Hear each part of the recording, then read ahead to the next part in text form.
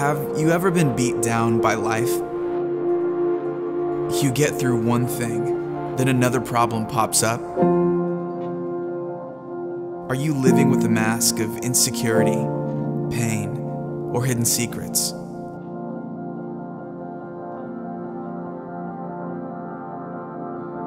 Have you ever thought, is freedom possible? And if so, how do I find it?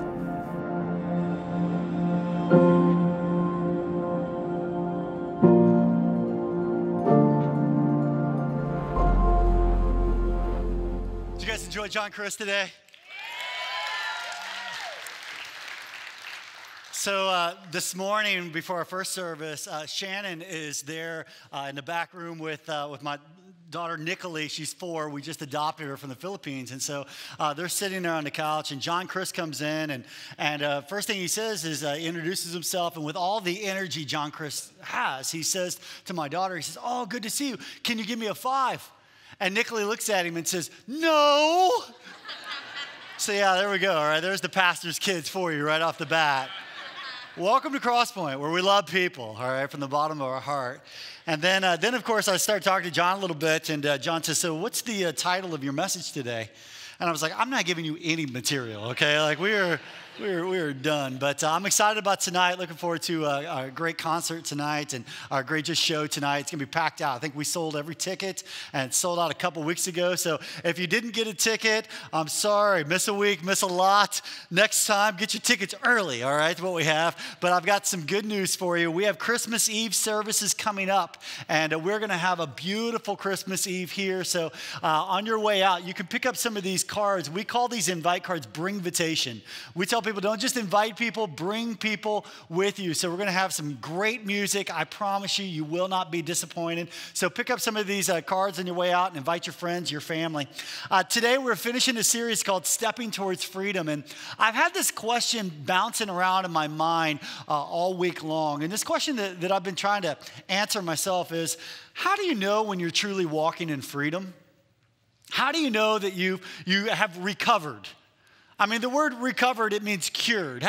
How do you know that you're truly, recovered? And I've been reading all the stories of everything that's going on in our world today. I've been reading the newspaper articles and reading stories about Matt Lauer and reading stories about Kevin Spacey, and I've been reading about Roy Moore. And it seems like every day, Harvey Weinstein, something else comes out, from the political side, from the media side of somebody who has made a major mistake, had a major failure in their life. And as I've just been processing through this, I've been wondering, with our failures in life, and how do you know that you're past it? And sometimes we're looking for an apology, and sometimes people say, "Oh, I think they're sorry." No, I don't think they're sorry. I mean, there's a lot of, just kind of back and forth. But I just begin to think in my own life, how do you know when you've truly, have recovered from something? How do you know that you're experiencing freedom? Is it an apology?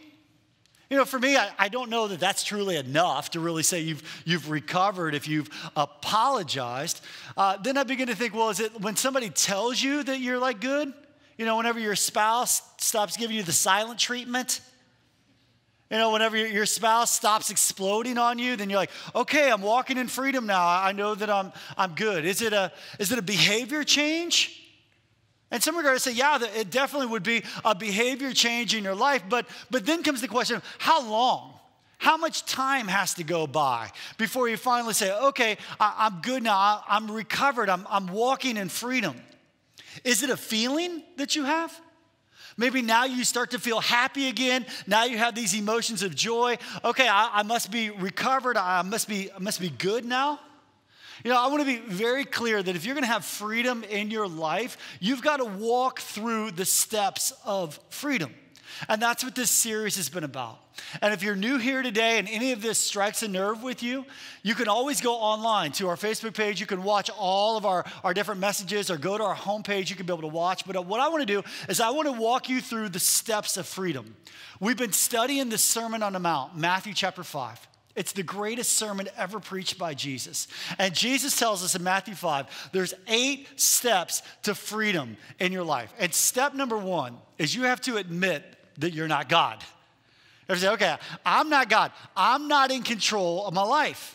And then step 2, you admit that God has the power to be able to help you change in your life.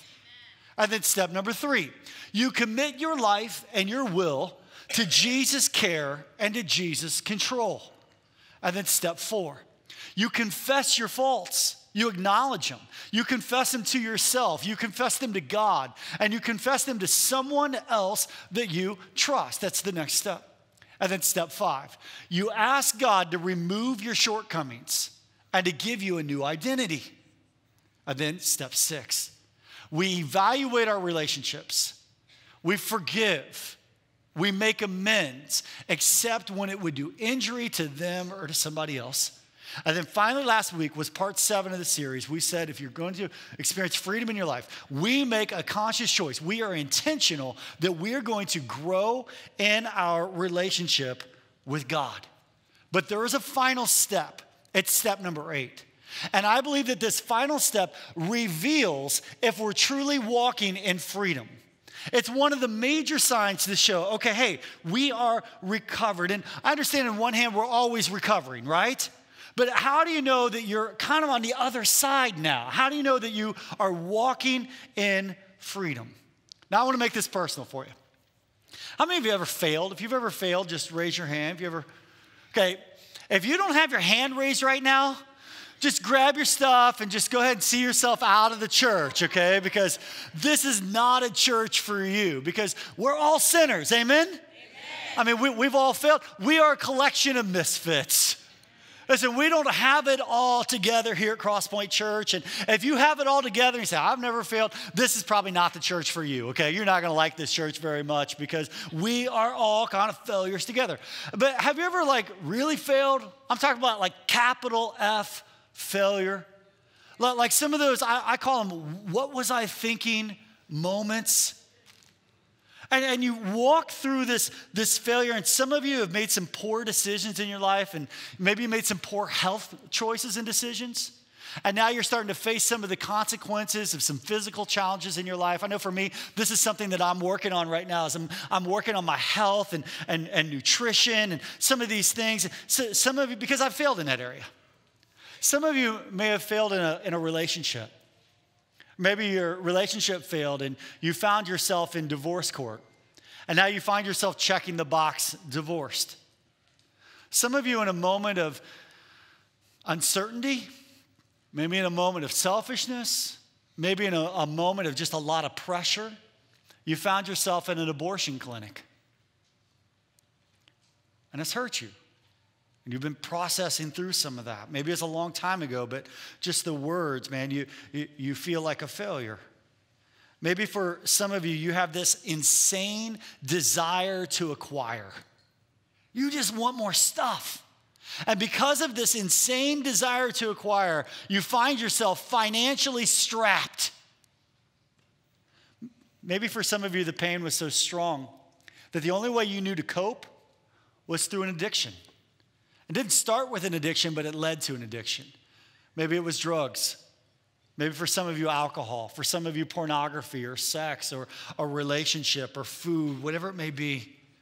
For some of you that are here today, your problem wasn't necessarily something that you failed in. For some of you, your problem is actually was something that was done to you. It wasn't something you did, it was something done to you. I was reading this book about Abraham Lincoln. And I was reading the story about Abraham Lincoln, about how his mom died whenever he was a baby. And then I read the story about Abraham Lincoln, and basically he had little opportunity to finish school. Then as he got older, he ran for a seat in the state legislature, and he lost. So then he decided to start a business, and he ended up in bankruptcy. Then he fell in love with this woman, and she died. Then he ended up marrying this woman that he didn't really love, and he spent the rest of his life with this unhappy marriage. Then he served a term in Congress, but he was defeated during his time of re-election. And he ran 6 other times for a seat in the Senate or as vice president, and he was defeated every single time. Some of you may be able to relate with Abraham Lincoln before he became our president. Some of you may be here today and you've experienced failure in your life, basically failure that was inflicted upon you. For some of you, maybe you've been sexually abused and you could join the Me Too campaign. For some of you, you grew up without a father or a mother and you were left to kind of fend through life on your own and figure it out on your own. Some of you walk through depression, loneliness, codependency, eating disorders, lust. And I just want to tell you today that we live in a broken world. We live in a sin-saturated world. And a sin-saturated world, it always produces pain. Pain is a part of life. Pain is inevitable, and pain is also universal. So even when you become a follower of Jesus Christ, Jesus doesn't always take away all of your pain. But as followers of Jesus, we get this promise of heaven. And heaven is a wonderful place that says in heaven there will be no pain. There will be no sorrow. There will be no sadness. There will be no rejection, no sin. Heaven is an incredible hope for us. It is an incredible promise. But we're not in heaven right now. You and I, we live in this broken place called earth. And so the question is, what is the purpose beyond our pain? How do we know that we've recovered? And as we walk through our pain, how do we know that we're on the other side? You know, one of God's favorite guys in the Bible is this guy named Joseph. And Joseph, man, poor Joseph. Man, he was set up for failure from the very beginning. Joseph was number 11 of 12 kids. Could you imagine? And all boys. And his father really set him up for resentment as well. I mean, his father messed up and set him up for failure because he made him the favorite. So his brothers resented him for that. His brothers were bitter about that. And Joseph got a lot of special treatment. He got like this special coat. His father loved him, gave him all these special privileges. And his brothers hated him for it. So finally one day they said, we're going to fix this. So what they did is they faked his death. But they ended up selling him to these slave traders going to Egypt. So here's Egypt. Here's Joseph finding himself in Egypt. And what I love about Joseph is even in the midst of his pain, even in the midst of his rejection, Joseph said, I'm still going to follow God. I'm still going to keep doing the next right thing, even in the middle of my pain. But things went from bad to worse. He was bought by this guy named Potiphar. And Potiphar, he gives him a job. But then Potiphar's wife, we're just going to call her Mrs. P for a moment. Mrs. P, she looks at Joseph and she's attracted to him. And so she keeps coming on to him. She's making passes at Joseph. And finally, she tries to seduce him. But Joseph says, no. He rejects her and says, I'm a man of character and integrity. There's no way that I can sin against God by having sex with you. He's like, I can't do it. And I'm not going to do this to your husband either. This wouldn't be right. Well, she feels rejected. She feels hurt. She's really ticked off about it. So what she does is when Potiphar, her husband, comes home, Mrs. P says, you won't believe what Joseph did. Joseph tried to rape me when you were gone. Well, Potiphar gets ticked off. So Potiphar goes to Joseph and he takes him and he throws him in an Egyptian prison to rot for the rest of his life. I don't have time to tell you the whole story, but can you imagine just sitting there in prison for a moment? Okay, well, would you be thinking, man, God loves me. Man, God sure has a purpose for my life. But you know what? God had Joseph exactly where he wanted him. And through a set of circumstances that I don't have time to explain the whole thing. If you want to read the story, go to Genesis chapter 39 all the way till the end of Genesis. You can read all the stories. It's a fascinating story. What ends up happening is that Joseph meets this baker who is the baker for Pharaoh. Pharaoh is like the king of Egypt. I mean, he's the number one. He's the superpower of the world. Egypt is there. And so he actually gets out of prison and he finds favor with Pharaoh, and he tells Pharaoh there's going to be this famine that God told me is going to happen in all the land of Egypt, all over Middle East. And so Pharaoh puts him in charge. He starts putting back grain for the famine. It's a good thing to do. Set money back aside, have an emergency fund, make sure you're prepared for the future because things don't always stay up, they always go down as well. And so he says, what we're going to do is we're going to put all this grain back. Well, sure enough, this famine swept through Egypt and the entire Middle East, and Joseph became a hero because he was the only one that had food. So people from all over the Middle East, people from all over the world, they had to travel to Egypt in order to get food. Well, guess who shows up one day? Joseph's brothers. And as Joseph's brothers show up, and when it's revealed that Joseph is the second most powerful guy in all of Egypt, that he's the one that controls all the food, they're going to die without food. These guys, when they recognize it's Joseph, their brother, these guys think, we're done. We're goners. We are dead. It's curtains for us. We don't have a hope. But here's what Joseph says to his brothers. Genesis chapter 50. He says it without remorse. He says it without bitterness, without anger. He says, you intended to harm me, but God intended it all for good. He brought me to this position so I could save the lives of many people. And that brings us to step number 8. How do we know that we have fully recovered? How do we know that we're getting on the other side? Step number 8 says this: I choose to yield myself to God, to be used to bring the good news to others by both my pain, my example, and by my words.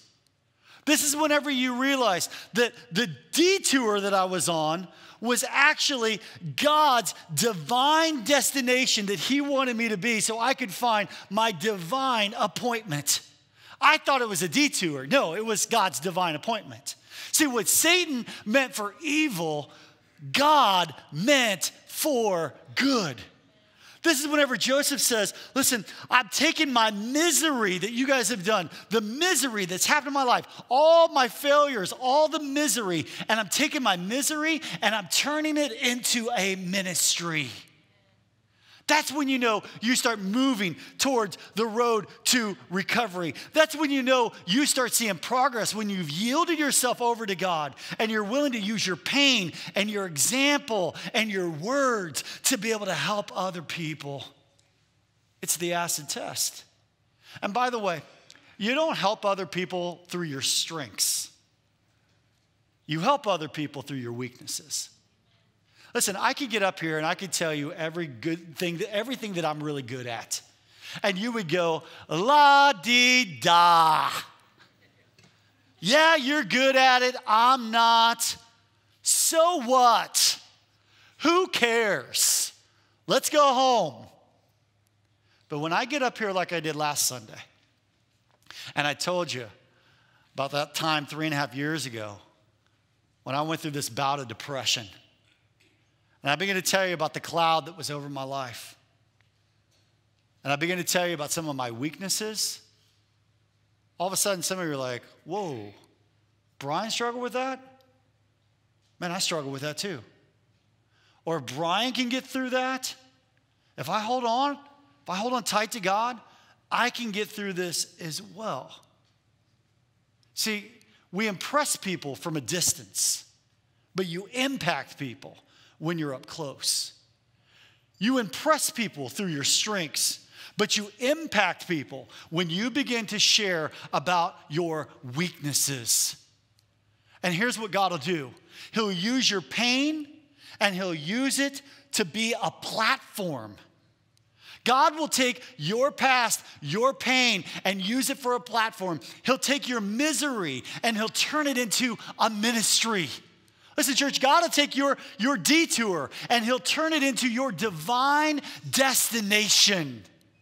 God, he will take the minus in your life, the big fat failure, the minus in your life, and he'll turn the minus into a plus.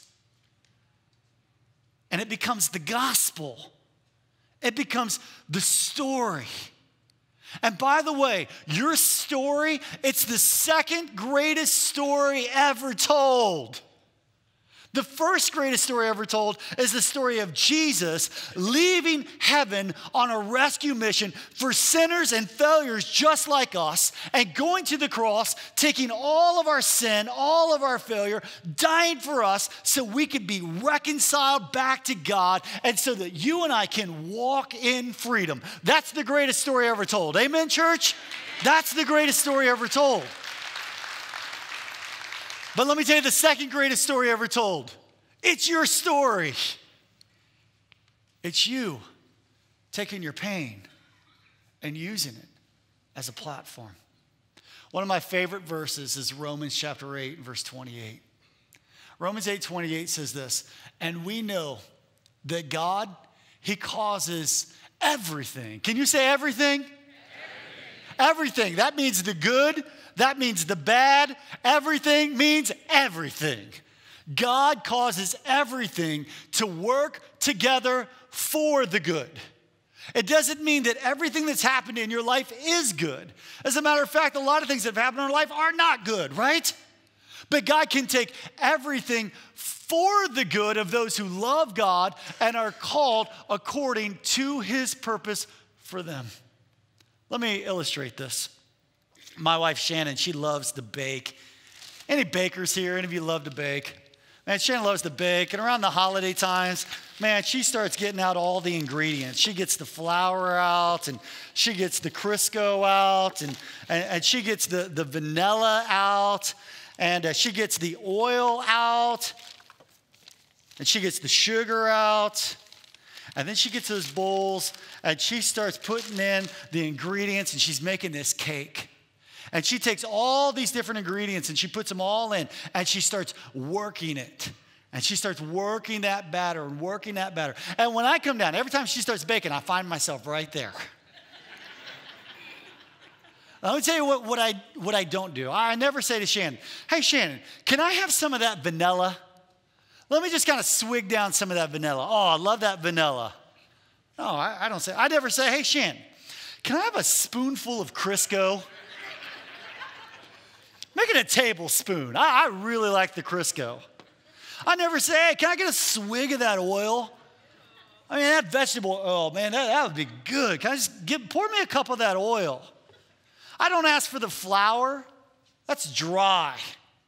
I don't even ask for a spoonful of sugar. But guess what? When she starts putting it all in that bowl together, and she starts working it all together, working it all together, and working it all together, I tell her, I say, Shan, you don't even need to cook that stuff. I'll just take it just like it is right now. And guess what? You and I, we have some things that have happened in our life that individually, all on their own, they're bitter. They're not great. They're things that we really don't want to down ourselves. There are times we go through dry seasons, just like the dry flower. We say, that's not it. I don't want anything to do with that. But God says, I can take all of this stuff and I can work it all together for my good, for my purposes. If we just put it in my bowl and let me do something with it, I can bring something amazing out of it. Listen, church, you and I, we're just trophies of God's grace. And God has given you the second greatest story to ever be told. And my question back to you is, are you telling your story? See, here's my challenge for you today. My challenge is that you would actually write your story out. That you would take some time this Christmas before the end of the year just to write your story. And let me tell you how to write your story. Start off at the beginning with I call them the BC years. Before Christ. Before I surrendered my life to Jesus, before I met Jesus, before I got serious about my walk with Jesus, before I declared him the boss, the coach, the CEO of my life. These were the BC years. And then here's the second part that you write out. Here's the defining moment. This was the changing point of my life. This is whenever Jesus invaded my life. This is how he got my attention. And listen, most of the time, he gets your attention through pain. It's through times of trouble, tension, and transition. And you write out, this is the defining moment. And then write out the back half of your story. And don't make all that I just told you like 90% of your story, okay? Listen, that first part, the BC years, that should be about 33% of the story. Then that defining moment should be about 33% of the story. And then the last 33% of the story is, here's how my life has changed. Here's how I'm walking in freedom now. I want to challenge you to write your story. Email it to me. I'd love to read it. See, I have this dream, church. Let me tell you this dream that I have. We started this thing out in a lobby called the Home Point Center. And inside the Home Point bookstore, we have all these different pamphlets. And in all the different pamphlets, it has every struggle that people are facing. So there's about 50 of them. Man, difficult marriage, same-sex attraction, man, abortion. I'm struggling with depression. You name it, here it is. It's all there. And then we say, here's the challenge that you're faced with. Here's what the Bible says about it, because we always want to say, what does God say about this? And then we say, here's the number one books we would recommend that you read on this subject that you're facing, on this pain that you're facing right now. And here's my dream. I want to add another layer to it. And here's the other layer that I want to add to it. I want to add a layer of, here's somebody in the church that has walked through what you're walking through right now.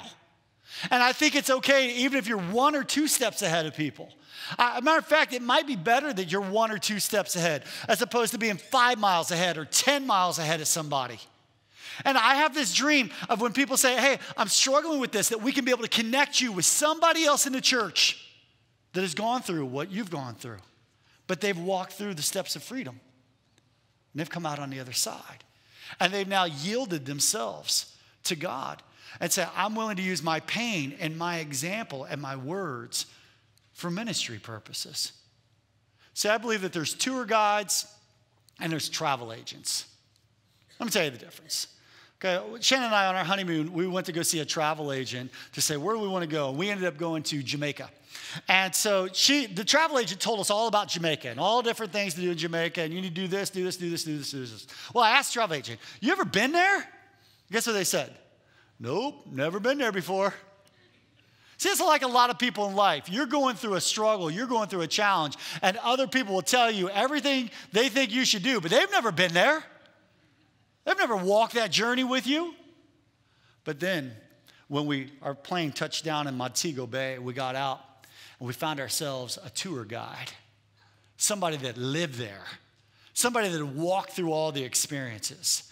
And they said, you need to make sure you go to Dunn's River Falls. And you need to make sure that you go to this restaurant, and you need to go here. And everybody's going to tell you to go here. Don't go there. It's a waste of time. Bunch of people there. Here's where you go. Here's where you go. Here's where you go. Can I tell you, we had an incredible time. You know why? Because I listened to the tour guide more than I listened to the travel agent. And I believe that you have the second greatest story ever told. And God wants to use so many of you to be tour guides to help point people to the cross.